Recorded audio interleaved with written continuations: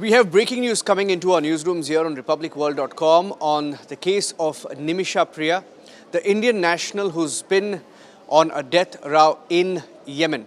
She was set to be executed on the 16th of July, which is in exactly a day from now, but there has been intervention, and the government of India, which has been trying in the last few months and years to ensure that she somehow survives, has confirmed that the date of this execution has now been postponed. This is a breaking news update.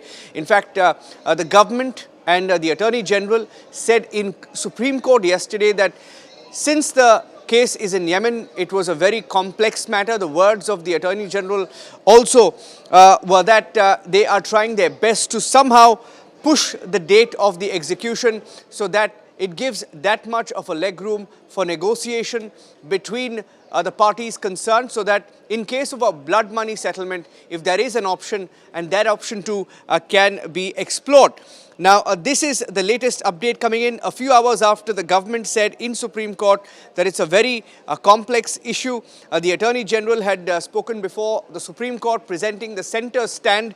We have a confirmation now that it will now be postponed. It will not happen on the 16th of July as was planned earlier. Nimisha Priya has been on a death sentence since 2018. She was arrested, picked up in 2018. In 2017 is when the alleged murder is believed to have taken place, when she had a fallout with her business partner. Now, her version is that she gave him sedatives to take her passport back. She claims that her business partner had confiscated her passport and she tried to give him sedatives so that she could confiscate her passport from him and leave the country. And when she was trying to leave the country is when she was picked up and she was convicted and a death sentence was given to her.